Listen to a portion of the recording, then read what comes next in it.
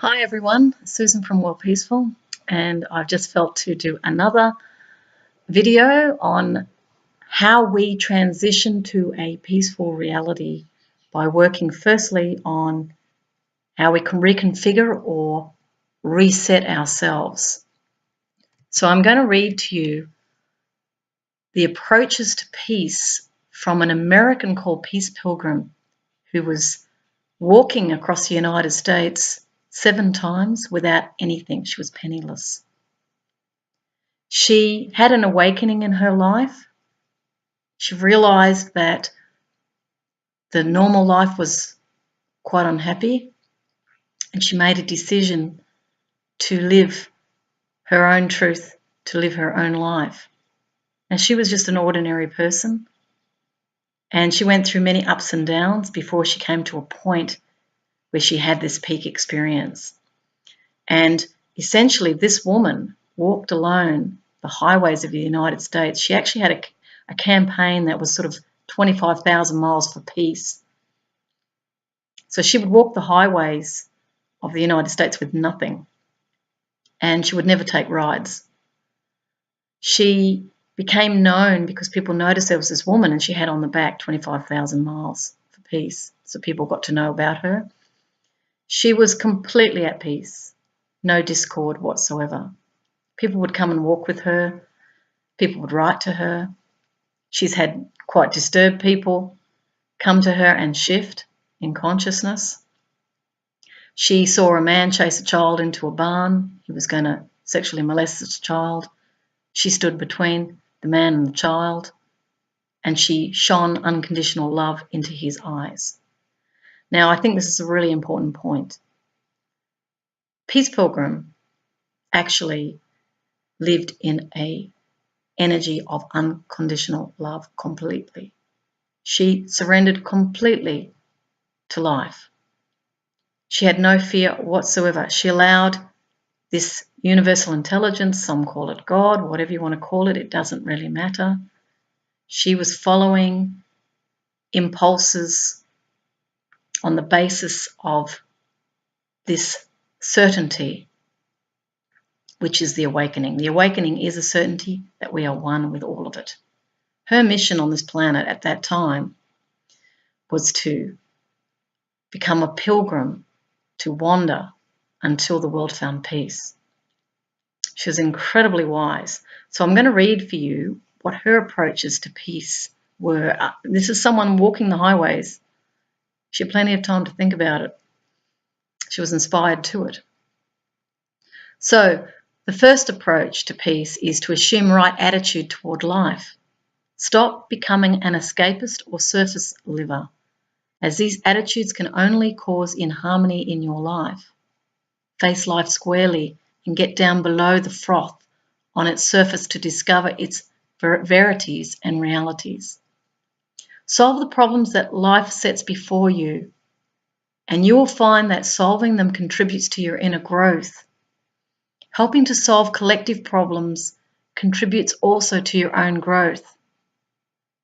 And these problems should never be avoided. 2, live good beliefs. The laws governing human conduct apply as rigidly as the law of gravity. Obedience to these laws pushes us towards harmony. Disobedience pushes us towards inharmony. Since many of these laws are already common belief, you can begin by putting into practice all good things you believe. No life can be in harmony unless belief and practice are in harmony. 3, find your place in the life pattern. You have a part in the scheme of things. What that part is, you can know only from within yourself. You can seek it in receptive silence. You can begin to live in accordance with it by doing all the good things you are motivated toward and giving these things priority in your life over all the superficial things that customarily occupy human lives. 4, simplify life to bring inner and outer well-being into harmony. Unnecessary possessions are unnecessary burdens. This is really good because this lady had nothing. Unnecessary possessions are unnecessary burdens. Many lives are cluttered not only with unnecessary possessions, but also with meaningless activities. Cluttered lives are out of harmony lives and require simplification. Wants and needs can become the same in the human life, and when this is accomplished, there will be a sense of harmony between inner and outer well-being. Such harmony is needful not only in the individual life, but in the collective life too. So it's bringing wants and needs into harmony. So I've got in brackets here, her ideas were recorded in a book by friends of Peace Pilgrim. She's a woman who walked 50,000 kilometres in the US. Oh, I thought it was 25,000 miles. I just put it into kilometres. For peace, only with the clothes on her back and faith. She was not religious, nor did she have any possessions, just felt a calling within herself to walk for peace and spoke her wisdom as she walked. I've got some bullet points here. These are her words. The world's situation is grave. Humanity, with fearful, faltering steps, walks on a knife edge between complete chaos and a golden age. While strong forces push towards chaos, unless we, the people of the world, awake from our lethargy and push firmly and quickly away from chaos, all that we cherish will be destroyed in the Holocaust, which will descend. This message is for our time now. Absolutely. This is for now. Her second point, this is the way of peace. Overcome evil with good, falsehood from truth. Sorry, falsehood with truth. No, falsehood with truth. So you're overcoming the falsehood by speaking the truth. And hatred is overcome with love. This was her mantra. She actually used to say this. She said it was in her thought all the time. Her walking was like this continuous meditation based on that. Next point. We can all spend our lives going about doing good. Every time you meet a person, think of some encouraging thing to say, a kind word, a helpful suggestion, an expression of admiration. Every time you come into a situation, think of some good thing to bring, a thoughtful gift, a considerate attitude, a helpful hand. Yeah, I really love that. I tend to always say a kind word. That's what I usually do. I really engage with people. Her next point. There is a criterion by which you can judge whether the thoughts you are thinking and the things you are doing are right for you. That criterion is, have they brought you inner peace? If they have not, there is something wrong with them, so keep trying. The next point. If you love people enough, they will respond lovingly. If I offend people, I blame myself, for I know that if my conduct had been correct, they would not have been offended, even though they did not agree with me. Before the tongue can speak, it must have lost the power to wound. And this is the same as when people talk behind people's backs. People lie about other people. Always extend love through words. Look for the best in other people. Don't gossip or critique, but seek to solve the problem. In conflict resolution, we say, solve the problem, don't hate the person. She goes on to say,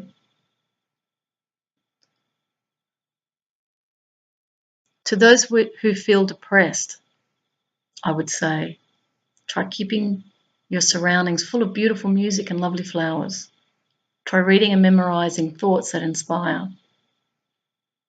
Try making a list of all the things you have to be thankful for. If there is some good thing that you have always wanted to do, start doing it. Make a meaningful schedule for yourself and keep to that schedule. That's really good advice. I write poetry when I get down. And I just go through it, actually, is the way I usually deal with it. Just allow it. I don't block anything. But I always know the next day is always good. And I always focus on peace, so I can't really fail here. Peace is my life. Next point. Although others may feel sorry for you, never feel sorry for yourself. It has a deadly effect on spiritual well-being. Recognize all problems, no matter how difficult, as opportunities for spiritual growth and make the most of these opportunities. Yeah, I do that. I always see everyone as a teacher. That's how I transform. I don't have any enemies. Oh, don't mind me. Oh, I'm doing a lot of communicating today. But this is great. This is something I really wanted to do for you because she was so incredible. She was inspired. Next point. From all things you read and from all the people you meet, take what is good. What you own, what your own inner teacher tells you is for you. And leave the rest. For guidance and for truth, it is much better to look to the source through your own inner teacher than to look to people or books. Books and people can merely inspire you. Unless they awaken something within you, nothing worthwhile has been accomplished. That's a lot of truth. I always read spiritual books, but these are the real messages. Is the only way I can put it to you. I'm not looking at things to entertain myself. I'm really looking for what is real. Her next point, no one is truly free who is still attaching to material things or to places or to people. We must be able to use things when we need them and then relinquish them without regret when they have outlived their usefulness. We must be able to appreciate and enjoy the places where we tarry and yet pass on without anguish when we are called elsewhere. We must be able to live in loving association with people without feeling that we possess them and must run their lives. Anything that you strive to hold captive will hold you captive. And if you desire freedom, you must give freedom.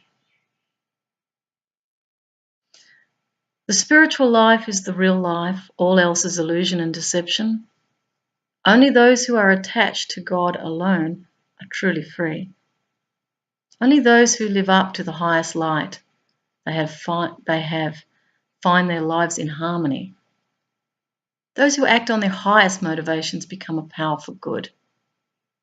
It is not important that others be noticeably affected.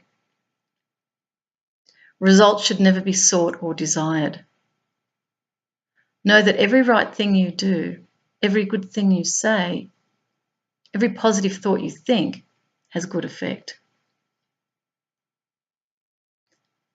All people can be peace workers whenever you bring harmony into any unpeaceful situation. You contribute to the total peace picture. Insofar as you have peace in your own life, you reflect it into your surroundings and into the world. That which is received from without can be compared with knowledge. It leads to a believing, which is seldom strong enough to motivate to action. That which is confirmed from within after it is contacted from without, or that which is directly perceived from within, which is my way, can be compared with wisdom. It leads to a knowing, and action goes right along with it. In our spiritual development, we are often required to pull up roots many times and to close many chapters in our lives until we are no longer attached to any material thing and can love all people without any attachment to them. Yeah, I suspect that's been my journey as well. I just moved and moved and moved I've moved hundreds and hundreds of times. And I can easily move out of situations, even when I'm close to people. I don't miss them. I always care about people, but I'm not attached. My attachments, I think, have been more to non-resolution, things like that. But that's still my journey to peace, you see. I'm having to learn what this really means. It's one of my life lessons, I guess.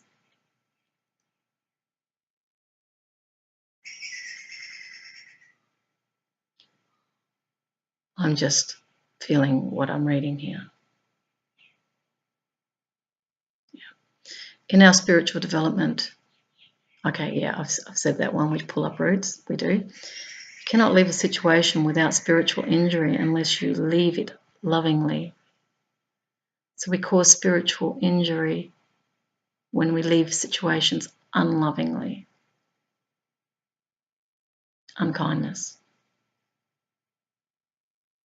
If you want to teach peace, young or old, you must start where you are or where they are, at their level of understanding. That's true. If you see that they are already beyond your level of understanding, let them teach you. Since steps towards spiritual advancement are taken in such varied order, most of us can teach one another. That's what I've found. I always see people as teachers, always. It actually stops me from becoming arrogant too, that I know better. And it comes from a sense of equality, actually, when I regard another as a teacher. And these are the ones who give me a hard time too, or I give myself a hard time through the experience I'm having, would be a more accurate way, because your pain is always coming from within in response to what you believe about something. So when I regard others as teachers, I'm looking beyond them into the true equality of each being, would be the way I'd put it, from a spiritual perspective. We're all equal. That's why I can honour the lesson. Physical violence can end even before we have learned the way of love, but psychological violence will continue until we do. Only outer peace can be had through law. The way to inner peace is through love.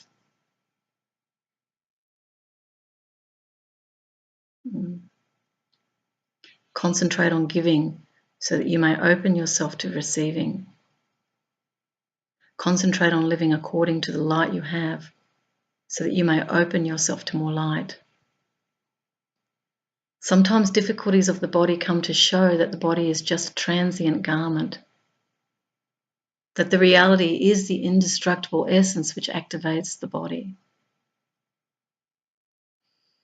After you have found inner peace, spiritual growth takes place harmoniously because you, now governed by the higher self, will to do God's will and do not need to be pushed into it. I feel that. Whatever that higher intelligence is, that's what I feel. Nothing threatens those who do God's will. And God's will is love and faith. Those who feel hate and fear are out of harmony with God's will and are likely to have difficulties. You can even exchange the word God for life's will. Whatever you want to call it, doesn't really matter. For those who are not religious, we're all spiritual. We've all come from spirit. So really, you just transpose that with something that feels right for you. I'm not always comfortable with the word God because I didn't come from a religious background. My spirituality arose in my life in response to my search for truth and actual fact. All difficulties in your life have a purpose. They are pushing you towards harmony with God's will. There is always a way to do right. What we suffer from is immaturity. If we were mature people, war would not be a problem. It would be impossible. That says a lot about why war exists on the planet. We're immature. I'd say that's true. So what's immaturity? I hesitate on childlike because I see great virtue in childlike. Immaturity is not taking responsibility, it's not being accountable. You're kind of reacting to life when you're immature. You have tantrums when you don't get your own way. But there's a few generals who do that. You didn't do as you were told. I hear the words, off with her head. The queen, that's immature. Maturity goes, I have done this. I am responsible. I am accountable for my actions. I am seeking to reach out to you with the olive branch. Will you reach back? Maturity is, I love you under all conditions. This is unconditional love. This is maturity. I'm living to my highest version of myself. I'm observing. I'm not sitting in judgment. That's maturity. Of course, I trust the law of love. Since the universe operates in accordance with the law of love, how could I trust anything else? For light, I go directly to the source of light, not to any of the reflections. Also, I make it possible for more light to come to me by living up to the highest light I have. You cannot mistake light coming from the source, for it comes with complete understanding so that you can explain and discuss it. Judging others will avail you nothing and injure you spiritually. Only if you can inspire others to judge themselves will anything worthwhile have been accomplished. Never think of any right effort as being fruitless. All right effort bears good fruit, whether we see results or not. Just concentrate on thinking and living and acting for peace and inspiring others to do likewise. Leaving results in God's hands. Yeah, sometimes that can be hard because you kind of want an outcome. Sometimes we're just planting seeds. That's how I often see my life, because I don't get a lot of outcomes that come my way. I find myself, metaphorically, it's like standing on a top of a cliff and you're yelling out, rah, rah, rah. No one hears you. In fact, the echo comes back from the other mountains and you really just get to hear yourself when you feel that you're just speaking into thin air and no one's hearing you. I've had that many times because I'm not answered. However, I have to allow the universe and its infinite wisdom to take care of that outcome. My job is to really just speak what I feel is true and keep moving. There is truth in that. I see. You cannot change anyone except yourself. After you become an example, you can inspire others to change themselves. That's true. In a conflict situation, you must be thinking of a solution which is fair to all concerned, instead of a solution which is of advantage to you. Only a solution which is fair to all concerned can be workable in the long run. Yeah, I'm very much focused on that at the moment, is justice and fairness, what it really means. And I know nothing resolves until fairness is a player at the table. I'm just wondering how analogy, I guess the scales of justice is really the right way. It has to balance. It's in the interest of everyone, and what a lot of people don't understand when they're seeking to win all the time is that it's a short-term gain. The society doesn't win at all when you're just after your own interests and you're operating out of a separated consciousness which disregards and disconnects from everyone else and their needs. Yet, when we place the whole as our own need, in other words, all things rebalancing, everyone benefits, and it goes way beyond even your own life. It goes into future lives. That's how powerful fairness is. The last point she makes here is your motives must be good if your work is to have a good effect. So that's why I'm always going on about love, unconditional love, universal love, because my motive is love. My outcome, my hope would be love. I've got to be the change in that regard. I can't expect others to. As she said earlier, quite wisely, you can't change other people, only change yourself through example. I've written that here. I've got some ideas for peace that I've written. Departments of peace I'd like to see around the planet. Peaceful ways of resolving conflict, war prevention, economic adjustments to peace. Ask other nations to establish similar departments, communication between peace departments. They could be called conflict resolution departments, conflict mitigation. You can call them whatever you want. But essentially, there's got to be departments in each government or each body that represents people around the world that communicates peace strategies. Because at the moment, what we've got is industrial militaries that are making money out of conflict and have an interest in maintaining conflict. The price of that conflict will destroy the planet, definitely. That's why it cannot be permissible in the future. We've got nuclear weapons on the planet. If we destroy peace education across the world, like through UNESCO or peace building, we will facilitate that end a lot faster. So those engaged in that are actually facilitating their own demise, is the truthful reflection. United Nations needs improving. Welfare of the whole human family above any one group. Starvation and suffering needs to be alleviated. We need to exchanges of people, so people get to live in other places. Disarmament's critical. We don't need weapons to solve problems. Weapons and fear and control type mindsets only serve to perpetuate fear and control. These things are of the past that have been passed down through a few generations. Roots are in tribal cultures that have sought out territorial boundaries. But because the weaponry is so powerful today, because there's money being made in this area, we have to be able to disarm, which means a faith in utilising methods like conflict resolution to resolve all conflict and building a peace consciousness, which is really a harmonious type consciousness where we are seeking to solve the problem, not hate the person. That is essential.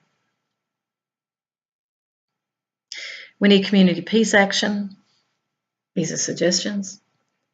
We get together and do things for the betterment of peace. Peace prayer group, maybe just put out intentions for it. Peace study group, look at conflicts. I did that with Rotary Peace and Conflict Studies program in Bangkok. Was a peace study group in the sense that we were learning about conflicts. We both learned theoretically and also practically as we went to conflict zones. We looked at disputation. We looked at the various parties that had vested interests. We looked at the costs of it. We looked at possible solutions to it. There has to be a concerted effort around the world, not piecemeal. I like the irony in that statement, piecemeal. There actually has to be a really strong push towards really focusing on resolving all conflict.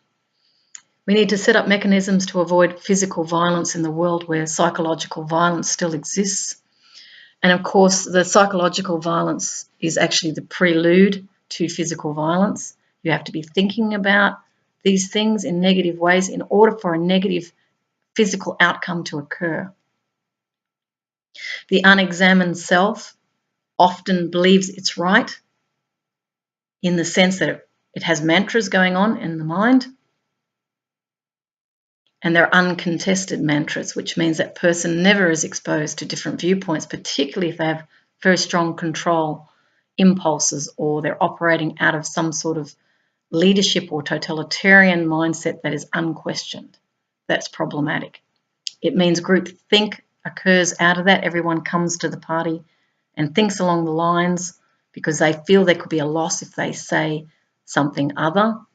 They feel there's a detriment.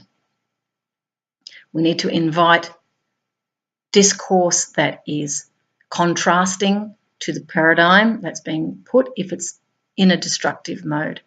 If it's causing harm, we have a duty as every citizen to stand up, to speak up, but in a way that's non-violent. This is the true responsibility of humanity. If you see something that is harmful, you have to say something. But you do it very carefully and you do it with great love and respect. Peace Action Group, Living the Way of Peace, letter writing to legislators, editors, on peace, friends, public meetings with speakers, distributing literature. This is a lot of within the peace movement type stuff, a peace walk, a peace parade, peace float, voting for those committed to peace. Or you can have a meetup, create a global online forum. You can connect via Facebook, there's alternative ones out there now. Just trying to think what they were called. I have been informed. You'll just have to look for them, I guess. I might have to do a blog on ways people can socially connect. Obviously, Twitter, if you've got a blog, you can actually paste the blog link onto Twitter and encourage others through thought. So there's more power for the community who are feeling very unempowered, who are feeling concern at change that's going on. You need to work together and you need to invite diversity and difference. It's not an us against the industrialists or us against the military or us against the government. It's got to be about we, all of us, the government, the military, industry, to have a frank discussion about these things. And I know they would find that very difficult. But somehow, they are coming out. There were definitely military people talking, and they are actually doing it through the internet. I'm noticing that. They're actually speaking up. They are, as individuals too, because the soldiers are put on the front line. So if small groups of people are making money out of a military industrial type complex, shareholders, the people on the ground who are the soldiers who are actually on the front or involved in this combat, they're putting their lives on the line for what? And they have to ask themselves that. Is this really serving freedom? Is this really serving democracy? Am I being given a line here? So I risk my life so that others can make money? You need to think about that. The war industry, and I say this with great love, it's problematic.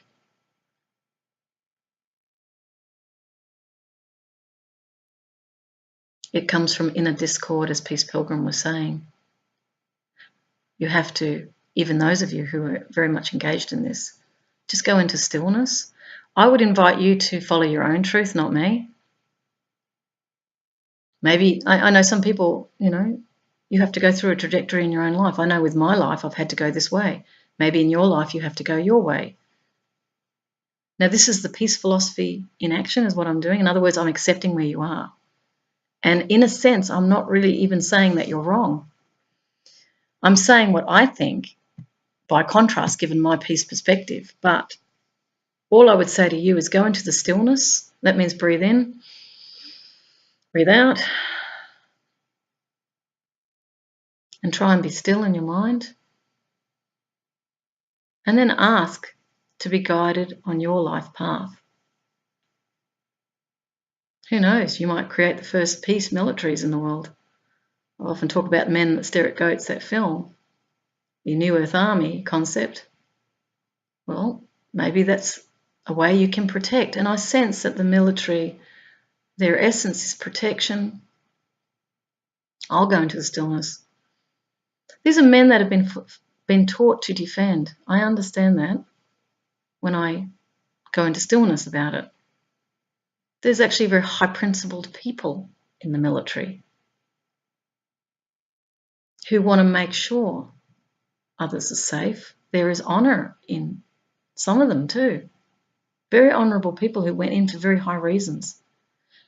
But I wonder how you feel when you've had actually seen someone killed in front of you. Like,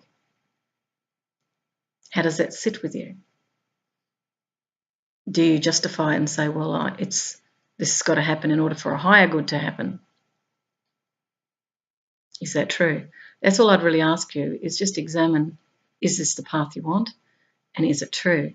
And then you go ahead and do what serves you.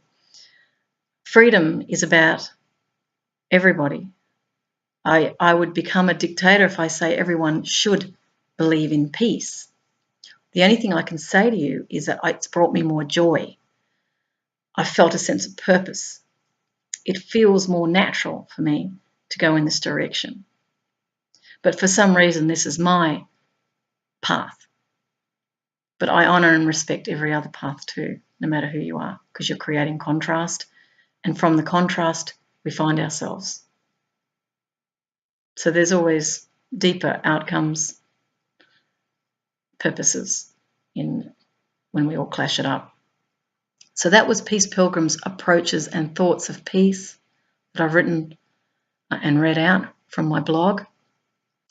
And I will paste on this video those words so that you can practice them in your life if this is what you feel called towards. I consider it to be an extremely important approach if we seriously want a world that continues and if we wish to live in accordance with who we really are. The choice, as always, is yours. So I send love and, of course, peace. Bye.